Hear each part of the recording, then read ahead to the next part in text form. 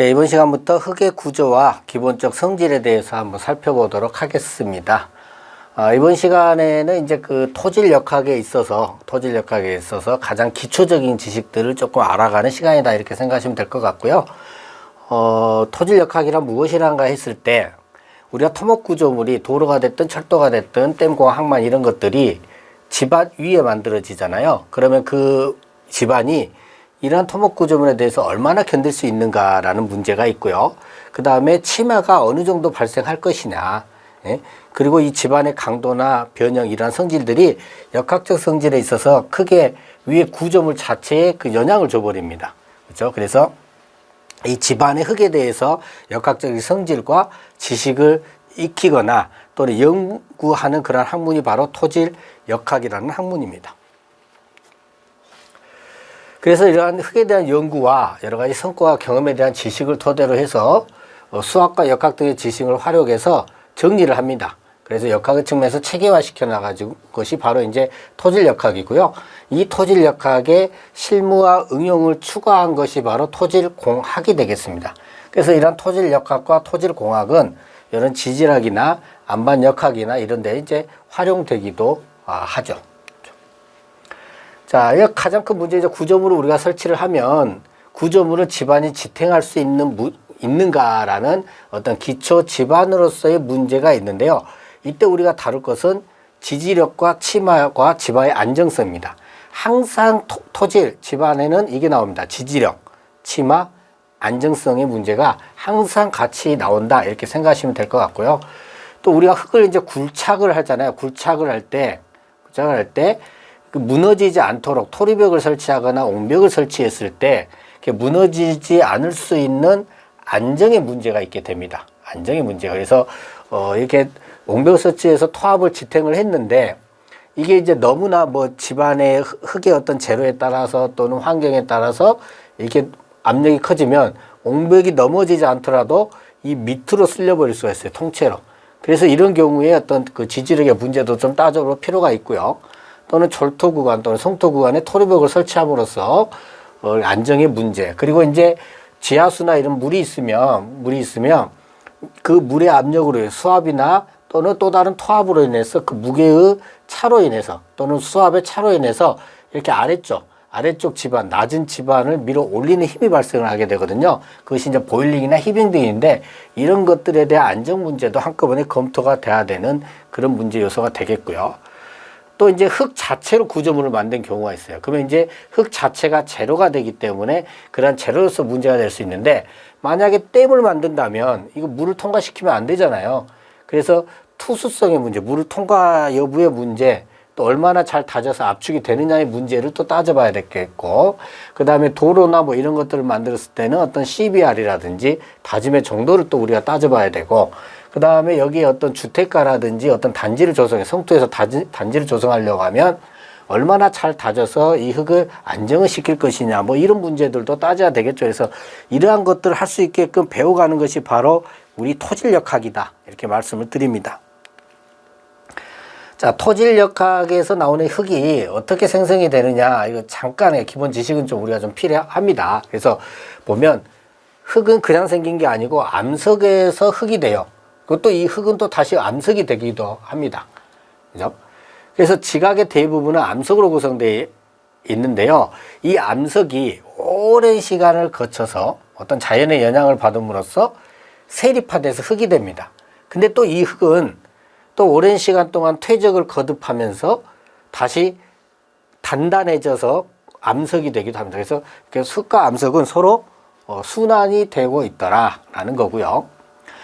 그 다음에 이런 어떤 순환이라든지 이런 것의 원인은 중력, 그 다음 유수, 풍력, 화산, 빙하 등의 원인을 작용을 하고요. 중력에 의해서는 이제 높은 곳에서 낮은 곳으로 흙이 이동이 돼서 퇴적이 되겠죠. 그래서 이제 붕적토가 형성이 되고요. 또는 빗물이라든지 하천 등의 물의 흐름에 따라 운반돼서 퇴적되기도 하는데 이럴 때는 뭐 하성 퇴적토라든지 이렇게 형성이 되고, 또는 풍력은 바람에 의해서 흙이 운반된 거죠. 이건 풍적토, 이건 중국 대륙에서 많이 있고요. 또는 화산 작용에 의해서 화산재가 바람에 의해서 운반되어 퇴적된 것은 이제 화산성 퇴적토 또는 빙하에 이동해서 운반되어 퇴적된 것은 뭐 빙적토 뭐 이런 것들이 있어 여러 가지 원인에 의해서 흙이 만들어지고 있다라는 겁니다. 대부분 이제 유수의 흐름에서 흙을 가져오면 그 상류 쪽은요, 상당히 이렇게 알갱이들이 커요. 퇴적토들이. 하류 쪽에 오면 조금 이제 좀 작아들었죠. 그래서 더 밑으로 내려가면 이제 굉장히 가는 것들. 왜 그래요? 무거운 것들부터 이제 상류에서 떨쳐놓고 점점 가벼운 것들만 밑으로 흘러 내려오기 때문에 그렇죠. 그래서 보면은 산지 그 바로 밑에 있는 선상지 같은 경우에는 커다란 자갈 등이 많이 퇴적되어 있고요. 중간에 이제 볼라몬 지대 같은 데 보면 모래입자 같은 것들이 퇴적이 많이 되어 있고, 그 다음에 삼각주 아시잖아요. 그런 삼각주가 형성되어 있는 것 같은 밑에 아래 삼각주 지대를 보면은 아주 미세한 점토 입자들이 많이 이렇게 형성되어 있는 것도 우리가 볼 수 있는 이유가 이렇게 무거운 것들을 위에다가 침하를 시켜서 퇴적시키고 점점 가벼운 것들만 밑으로 쓸려 내려오기 때문에 그렇습니다. 자, 톤입자 입경에 의한 분류를 보면 흙은요, 일반적으로 75mm 이하의 입자를 우리는 흙으로 보고 있습니다. 그리고 이제 가는 걸 세립토라고 굵은 거, 어느 정도 굵은 걸 이제 조립토라고 하는데요. 세립토는 실트나 점토 입자가 많은 점성토입니다. 예. 그래서 점착력이 큰 것이 점성토예요. 점착력이 크기 때문에 점성토예요. 그 조립토는 좀 입자가 굵다 그 말이에요. 입자가 가늘다 그 말이고요. 세립토는. 조립토 입자가 굵기 때문에 모래와 자갈이 많은 흙이에요. 그래서 모래가 좀 더 많은 흙은 사질토. 사자를 써서 자갈이 많은 것은 자갈질토 뭐 이렇게 부르기도 합니다. 자, 흙의 구조를 또 보면요. 자갈과 모래 같은 경우는 입상이에요. 갖고 각이 진 것과 둥근 모양으로 한 것이 있고요. 실트나 점토 입자는 뭐 둥글다기보다는 굉장히 가늘어져서 박편상이 됩니다. 굉장히 얇고 긴 뭐 형태, 뭐 이런 박편상이 좀 되어 있어요. 조립토 구조는 이것도 모래나 자갈은 어느 정도 입자가 있기 때문에 중력에 따른 좀 움직임이 좀 있고요. 입자의 그 각과 각이 접촉되어 있는 스스로 혼자 서 있는 단립 구조가 되어 있어요. 이제 어느 정도 이렇게 각과 각이 부딪혀서 버티죠. 이런 식으로. 그리고 딱 서 있는 단립 구조를 하고 있고요. 세립토 같은 경우는 얇은 박편상이기 때문에 저렇게 단립 구조로 될 수는 없죠. 오히려 더 차곡차곡 쌓여버리죠. 그렇죠? 그래서 뭐 이렇게 점성토는 다양한 이러한 구조를 통해서 만들어지는데 처음에는 이렇게 랜덤 구조로 있다가요. 어느 정도 퇴적이 진행되면서 이게 조금씩 달라붙죠. 그러다가 조금 더 이제 좀 작은 하중이 좀 더 가해지면 조금 더 눌리면서 약간 엉성하게 차곡차곡 쌓이다가 큰 하중으로 눌러버리면 아예 이렇게 차곡차곡 쟁여져 버립니다. 이렇게 박편상 구조로. 이게 점토의 기본적 모델이다. 이렇게 생각하시면 되겠고. 그래서 이렇게 어떻게 보면 좀 그 점토라 하더라도 이렇게 좀 이렇게 서로 응집돼서 뭉치면서 약간 단립 구조로 이렇게 조금 연결되면서 좀 빈 공간, 공급도 만들어지면서 쓰거든요. 이런 것들을 패드라 하고요. 이것들의 주변의 간격이 뭐라고 하냐면 이렇게 포화라고 해요. 그러니까 단립 구조들끼리 또 이렇게 서로 링크돼서 뭉쳐요. 그럴 때 가운데 비어있는 이런 부분들을 포화라고 합니다.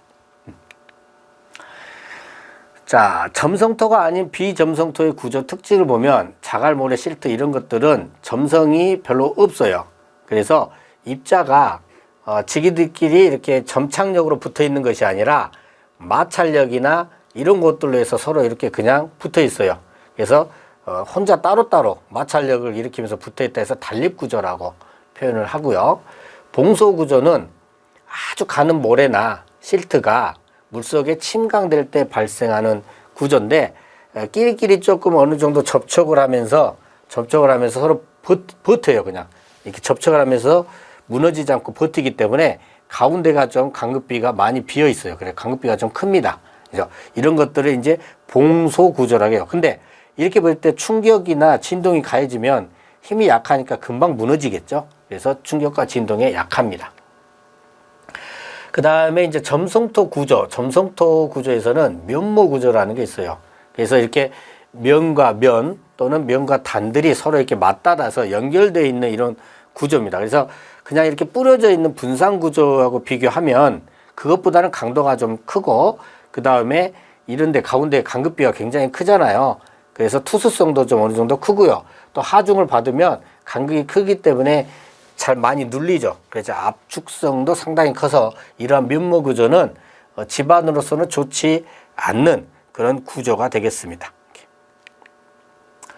자, 이거는 이제 분산 구조예요. 이상 구조라고도 하는데, 이거는 그 점성토의 구조 중에 하나인데, 이게 완전히 이제 따로따로 와요. 따로따로 아주 분산돼 있어 버리기 때문에, 서로 떨어져 있기 때문에 만약 하중을 받게 되면 어떻게 돼요? 이 면과 면이 만나죠. 그래서 면과 면이 연결되는 그런 구조입니다. 이거는 굉장히 투수성도 이게 좋지 않겠지만은 강도도 굉장히 좋지 않는, 예, 그런 구조가 되겠습니다. 자, 입자 모형이 판상인 이런 점토 광물의 종류와 특징을 보면요. 자, 3대 점토 광물이 있습니다. 3가지. 이거는 좀 암기를 하셔야 돼요. 예, 카올릴라이트, 일라이트, 몬모릴러나이트입니다. 이 중에서 제일 좋은 게 카올릴라이트인데요. 카올릴라이트는 공학적으로 가장 안정된 구조를 갖고 있습니다. 그래서 결합력도 크고요. 활성, 요거는 움직이는 성질이거든요. 이렇게 흙이 활성이 좋으면 안 좋아요. 그래서 활성이 작아요. 그죠? 그죠? 그리고 안전대 구조이면서 크기도 가장 큽니다. 그죠? 물에 포화되더라도 활성이 작기 때문에 평창성이 작습니다. 그 가장 나쁜 거는 몬모릴러나이트인데요. 이건 공학적으로 가장 불안전해요. 그냥 안 좋은 말만 나와요. 결합력도 매우 작다. 활성도도 크다. 예? 그러니까 흙은 점토가 안 좋은 흙이거든요. 사질토가 좋은 흙이고. 그러니까 점토 함유율이 높고요. 이게 뒤에 배우시면 알겠지만 소송 지수가 큰 것도 좋은 게 아니에요. 그 다음에 수축 팽장이 큽니다. 다 안 좋은 것만 갖고 있어요. 그 일라이트는 카올릴라이트와 몬모릴러나이트 그 가운데 있습니다. 근데 이걸 애워놔도 또 헷갈리니까 어떻게 우리가 조금 헷갈림을 방지할까? 여기 보면 K가 있어요. 우리나라 코리아 좋은 나라죠. 그래서 카올릴라이트 좋다. 몬모릴러나이트 몬스터 괴물이다. 안 좋다. 이렇게 생각하시면 되겠고, 일라이트는 우리 일상생활에 있는 것인데 보다 1이니까 일상생활에 있는 중간 정도 되는 것이다. 그래서 카올릴라이트와 몬모릴러나이트의 중간 정도의 결합력을 갖고 있다라고 보시면 되겠습니다. 그래서 여기까지 오늘 첫 시간이기 때문에 토질역학에서 우리가 반드시 알아야 되는 아주 기초 지식을 위주로 살펴봤습니다.